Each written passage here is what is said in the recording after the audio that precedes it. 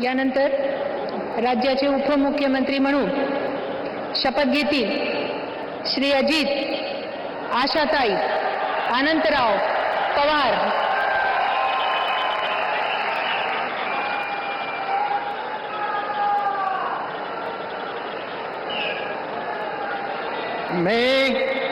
मी अजित आशाताई अनंतराव पवार गांभीर्यपूर्वक प्रतिज्ञा करतो की कायद्याद्वारे स्थापित झाले आहे अशा भारताच्या संविधानाबद्दल मी खरी श्रद्धा व निष्ठा बाळगीन।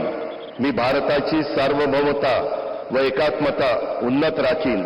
मी महाराष्ट्र राज्याचा उपमुख्यमंत्री म्हणून माझी कामे निष्ठापूर्वक व विवेकबुद्धीने पार पाडीन आणि संविधान व कायदा यानुसार सर्व तऱ्हेच्या लोकांना मी निर्भयपणे व निपक्षपातीपणे तसेच कोणाच्याही विषयी महत्त्वभाव किंवा आकस न बाळगता न्याय वागणूक देईन।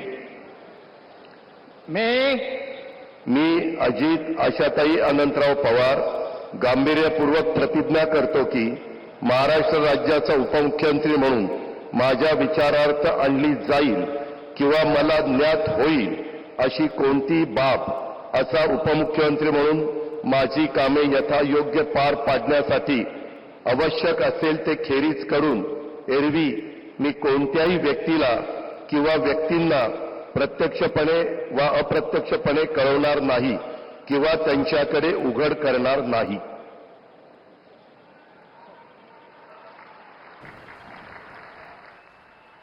तो अजीत पवार ने डिप्टी सीएम पद की शपथ ली है। छठी बार वो महाराष्ट्र के डिप्टी सीएम बने हैं। तो शपथ ग्रहण समारोह मुंबई के आजाद मैदान से आप देख रहे थे। इस वक्त प्रधानमंत्री नरेंद्र मोदी, गृह मंत्री अमित शाह, एनडीए शासित राज्यों के तमाम जो मुख्यमंत्री हैं वो इस शपथ ग्रहण का हिस्सा हैं। साथ ही साथ तमाम जो फिल्मी सितारे हैं वो भी पहुंचे हुए हैं इस शपथ ग्रहण में।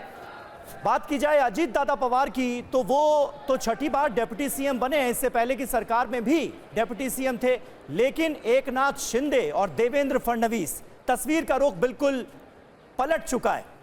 पहले देवेंद्र फडणवीस डिप्टी सीएम थे एकनाथ शिंदे के, लेकिन अब तस्वीर उलट चुकी है। राज्यपाल महोदय, माननीय अब उपमुख्यमंत्री देवेंद्र फडणवीस मुख्यमंत्री हैं नई सरकार में और एकनाथ शिंदे उनके डिप्टी।